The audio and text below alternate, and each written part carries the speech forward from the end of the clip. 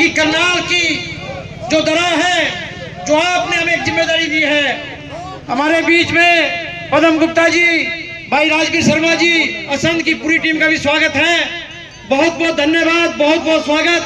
अब मैं गुरप्रीत थल जी और अब मैं प्रार्थना करूंगा आदरणीय लोकसभा सांसद से कि वो आए और अपने मुखारबिंद से हमारा मार्गदर्शन करे।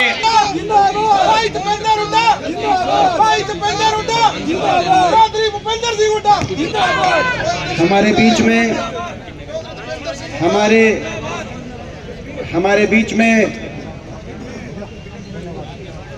दुनिया के सामने रखा कि हरियाणा में किस तरह वोट चोरी को परिणाम दिया गया था भाजपा द्वारा। उसके खिलाफ ये जो अभियान जो करनाल से जिसकी शुरुआत की जा रही है, इस अभियान का बिगुल बजाने के लिए आपके बीच में पहुंचे हैं। बहुत ही मृदुल भाषी हैं, सबका मान सम्मान करके चलते हैं। उनको ऐतिहासिक जिम्मेदारी कांग्रेस पार्टी ने दी है। इस अवसर पे हम उनका एक बार फिर अभिनंदन करते हैं, उनको बहुत बहुत बधाई और शुभकामनाएं देते हैं। इस जिम्मेदारी को निभाते हुए कांग्रेस पार्टी को मजबूत करने का वो कार्य करेंगे। आदरणीय राव नरेंद्र सिंह जी, हमारे एआईसीसी के सचिव भाई प्रफुल्ला जी, हमारे इस कार्यक्रम के चेयरमैन एआईसीसी द्वारा नियुक्त और यहाँ से लोकसभा के प्रत्याशी रहे हमारे भाई दिव्यांशु बुद्धिराजा जी, हमारे वर्किंग प्रेसिडेंट कांग्रेस के सुरेश गुप्ता जी, हमारे जिला के अध्यक्ष और को चेयरमैन आज के इस कार्यक्रम के हमारे भाई राजेश वैद जी, हमारे शहरी के अध्यक्ष और को चेयरमैन इस कार्यक्रम के भाई पराग गाबा जी। ये प्रदर्शन कोई साधारण प्रदर्शन नहीं है, प्रजातंत्र और संविधान को बचाने के लिए प्रदर्शन है। देश में जिस तरीके से लोकतंत्र को कुचला जा रहा है, एक तानाशाह सरकार द्वारा सत्ता का दुरुपयोग करके सत्ता में बने रहने के लिए जिस तरह के कदम पूरे देश में उठाए जा रहे हैं, आज आपका और हमारा ये प्रयास, जनता की आवाज को बुलंद करने का प्रयास, देश में लोकतंत्र और संविधान को बचाने का प्रयास, केवल हरियाणा के चुनाव की बात ही नहीं है, ये पूरे देश का सवाल है। और जहां तक हरियाणा की बात है, राहुल गांधी जी ने तथ्यों और प्रमाणों के साथ सारे देश के सामने रखी बात, और जिसका अंदेशा था, जो हम शुरू से कह रहे थे, आप और हम मिलकर शुरू से एक बात कह रहे थे कि ये भाजपा की जो सरकार बनी हरियाणा में, ये जनभावना से सरकार नहीं बनी, ये शाम दाम दंड भेद का प्रयोग करके बनाई गई, मैनेजमेंट से बनाई गई सरकार है। ये यंत्र मंत्र तंत्र का प्रयोग कर कर, सत्ता का दुरुपयोग कर कर और चुनाव आयोग से मिलीभगत करके मैनेज करके सरकार बनाई गई है। जनभावना भाजपा के पक्ष में नहीं थी। हरियाणा के लोग बदलाव चाहते थे, हरियाणा के लोग भाजपा के 10 साल से त्रस्त थे और बदलाव चाहते थे। 10 साल की सरकार हर तरीके से विफल सरकार साबित हुई थी, जिसका सबसे बड़ा पहला प्रमाण ये भाजपा को भी पता था कि इनकी 10 साल की सरकार में हरियाणा का बट्टा बिठा दिया, तभी चुनाव, लोकसभा चुनाव से सबसे पहले भाजपा ने अपने मुख्यमंत्री का चेहरा बदल दिया। बदला कि नहीं बदला अपना मुख्यमंत्री का चेहरा? अगर 10 साल अच्छा काम किया होता तो मुख्यमंत्री को बदलने की जरूरत नहीं होती। तो भाजपा को भी पता था, लेकिन भाजपा को यह भी पता था कि केवल मुख्यमंत्री बदलकर सत्ता में दोबारा नहीं पहुंच पाएंगे। इसीलिए हर तरह का खेल हरियाणा में जो नहीं खेलना चाहिए, प्रजातंत्र में, संविधान में, वो खेला गया। हर तरह का खेल खेला गया। अंधा पैसा, मीडिया, सत्ता बल, मीडिया बल, धन बल का पूरी तरीके से दुरुपयोग, और उसके बाद मतदाता सूची में बहुत बड़ी गड़बड़ घोटाला कर कर वोट चोरी, जिसका एक एक प्रमाण राहुल गांधी जी ने दिखा दिया। 25 लाख मतदाता हरियाणा के अंदर, ऐसे 25 लाख ऐसे वोट जो वोट ही संदिग्ध हैं, 25 लाख, जिसमें कई जगह एक आदमी के 100 वोट मिल रहे हैं, कई जगह ऐसे ऐसे लोगों के वोट मिल रहे हैं जिनका अस्तित्व नहीं है, कई जगह एक ऐसे भी वोट मिल रहे हैं कि वही वोट वही आदमी महिला है और वही आदमी पुरुष है, ये भी वोट मिल रहे हैं, ये भी वोट मिले। कई जगह ऐसे मिले हैं कि एक घर में 500 लोग एक ही घर में। आपने देखा होगा होडल में हमारे कांग्रेस के पूर्व अध्यक्ष उदय भान जी मात्र 2000 वोट से हारे, वहां पर कई घर ऐसे मिल रहे हैं कि एक घर में 500 वोट। और उसके बाद जब राहुल गांधी जी ने खुलासा किया 501 वोट, तो वहां पे आपने देखा जब मीडिया वाले पहुंचे उस घर में, तो उस घर में जो व्यक्ति थे उन्होंने प्रेस में आई और कहा मुझे इस बात की जानकारी नहीं, हमारे केवल 7 वोट हैं, मैं तो केवल भाजपा का पूर्व पार्षद हूं। भाजपा के पूर्व पार्षद के घर में 500 वोट। उस बूथ पे आप देख अंदाजा लगाओ, एक बूथ पे 1000 में से 500 वोट और उस बूथ पे 80% पोलिंग वोट ही पता नहीं। आप अंदाजा लगाओ किस तरह का मतदाता की सूची में कितना व्यापक।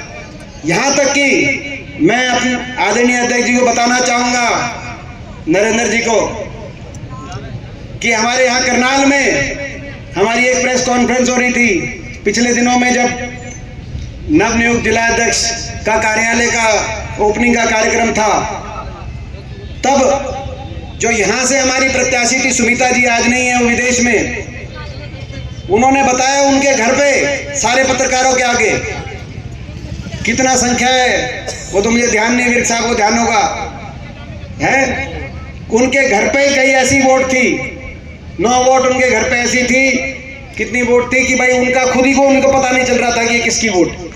कह रहे जी हमें नहीं पता किसकी वोट, लेकिन ये हमारे घर के पते पे वोट वोटर लिस्ट में आई।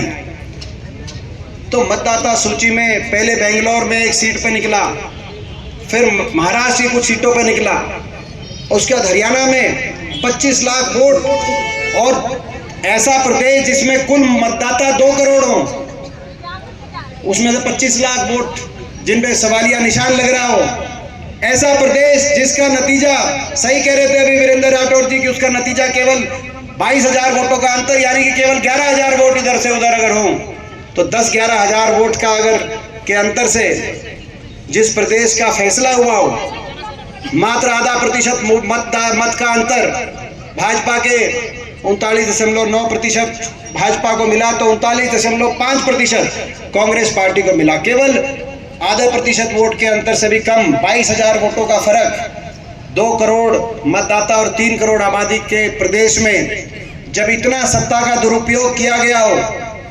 और उससे पहले आपने देखा लोकसभा जब चुनाव हुआ तो यही हरियाणा, इस हरियाणा में कांग्रेस पार्टी को 47.6% और भाजपा को 45% वोट मिला था। भाजपा से 2.5% वोट कांग्रेस को ज्यादा मिला। और पूरे देश में कश्मीर से कन्याकुमारी तक पूरे देश में सभी राज्यों और यूनियन टेरिटरीज में मिलाकर विपक्ष को और कांग्रेस पार्टी को कहीं सबसे ज्यादा मत प्रतिशत मिला, तो वो हरियाणा के अंदर लोकसभा चुनाव के अंदर मिला था। तो यानी कि हरियाणा की जनता ने एक साफ तस्वीर दिखाई थी कि हरियाणा की जनता बदलाव चाहती है, लेकिन भाजपा ने अपने सारे खेल खेले। और यही नहीं, और भी खेल खेले गए। आपको पता है चुनाव महाराष्ट्र का हरियाणा का साथ होना था, लेकिन पहले अलग अलग किया गया। पहले हरियाणा का चुनाव की एक और डेट आई और उसके बाद उस डेट को बदलकर 4 दिन आगे ले चुनाव की डेट, नई डेट आई थी कि नहीं आई थी नई डेट, और कहा गया कि उस दिन छुट्टी है। छुट्टी में तो हरियाणा के बहुत लोग मतदान प्रतिशत बढ़ जाना चाहिए।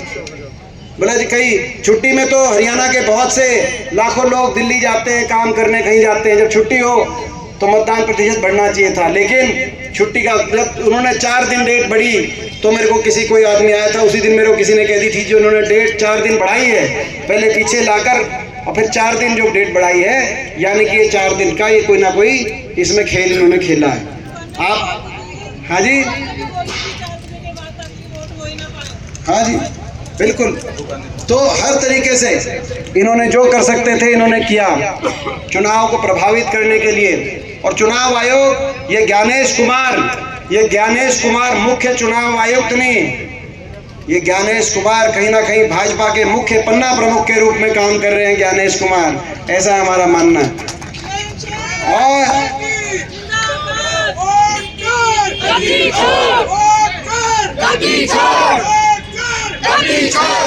तो लड़ना पड़ेगा।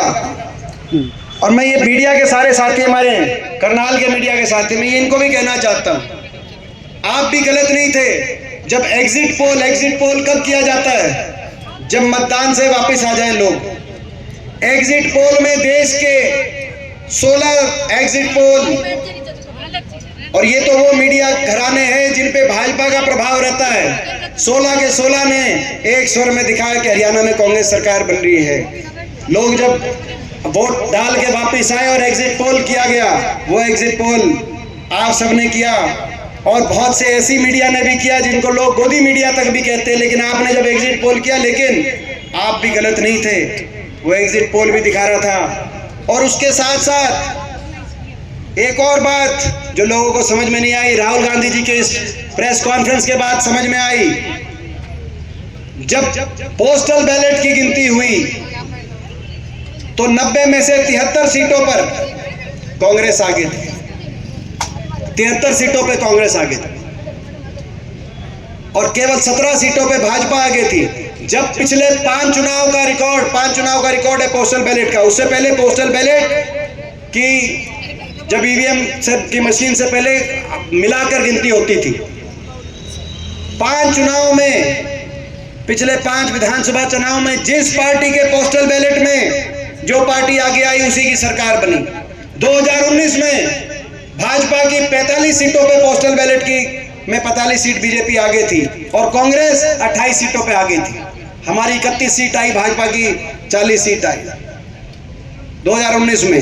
14 में भाजपा आगे थी पोस्टल बैलेट में, भाजपा की सरकार बनी।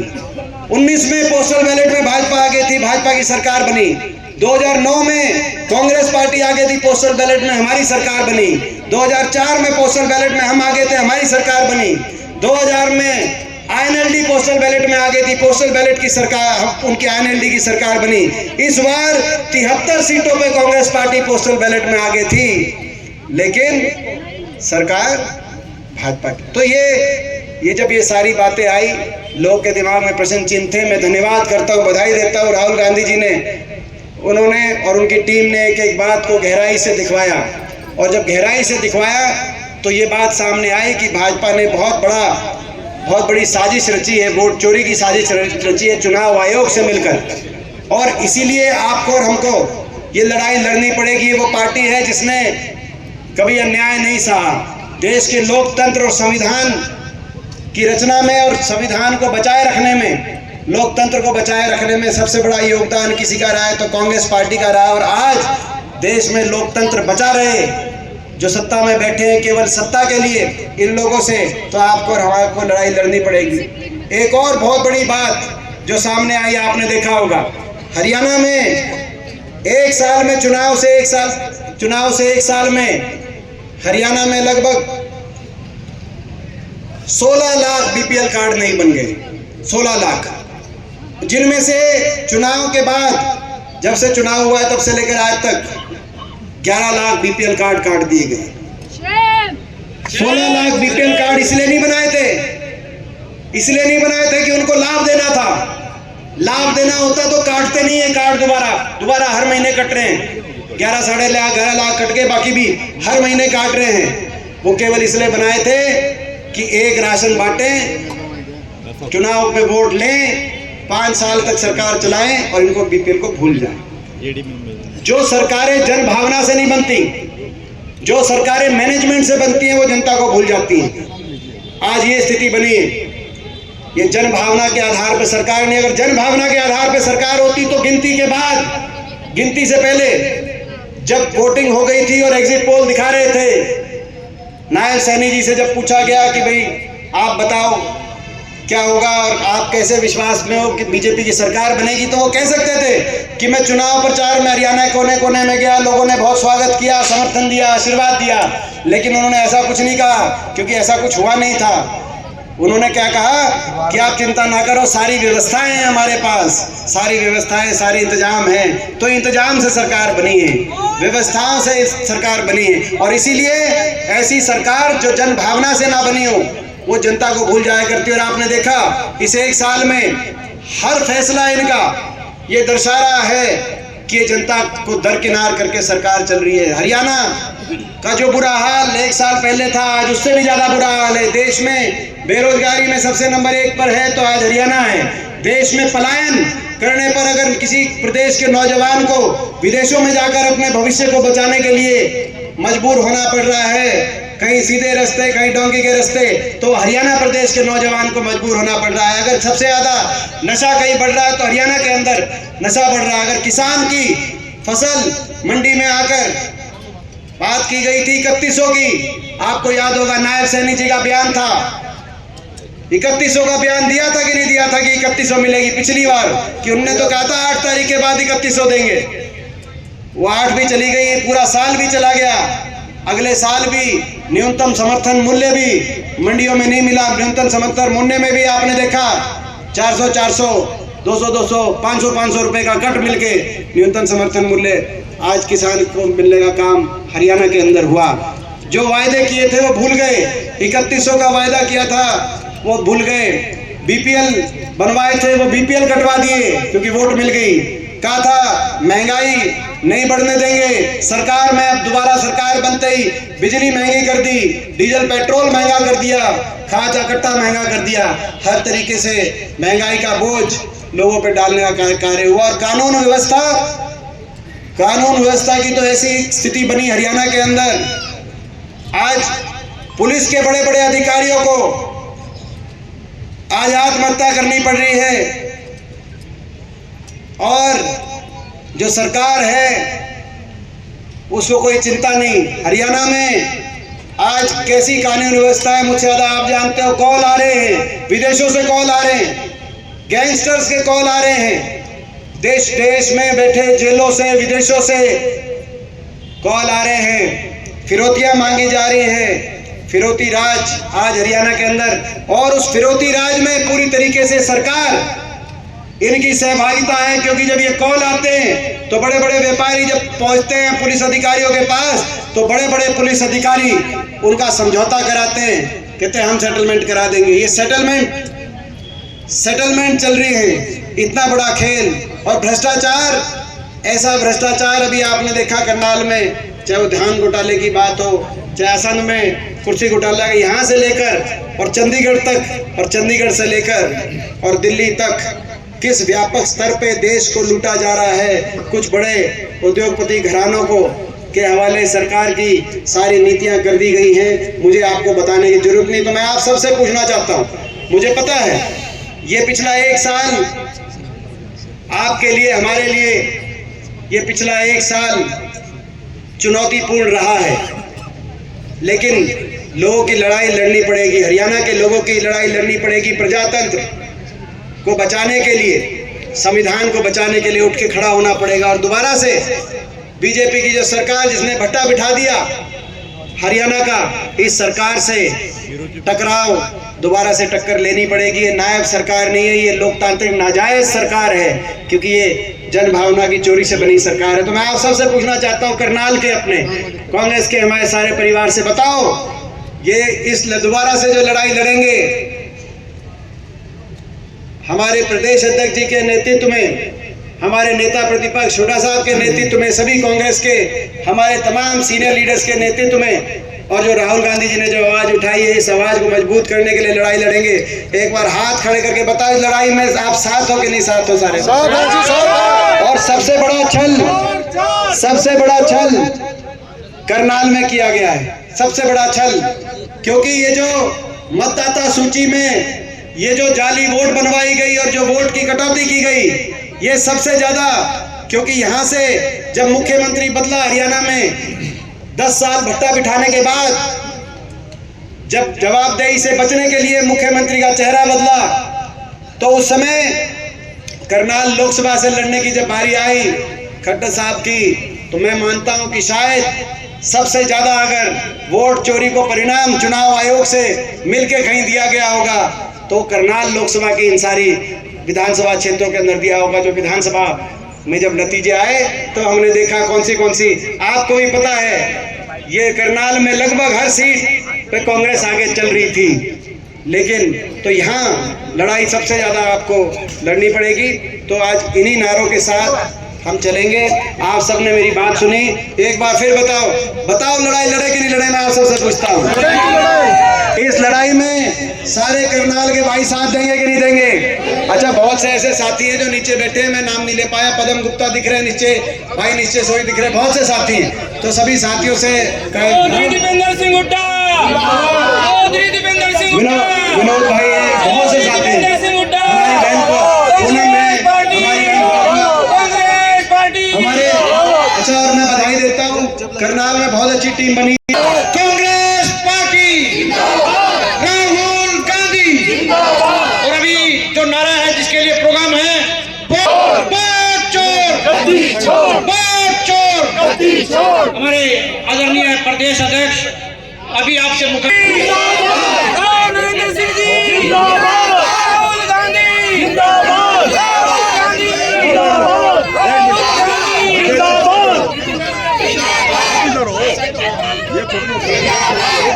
पीछे फोटो ले भाई।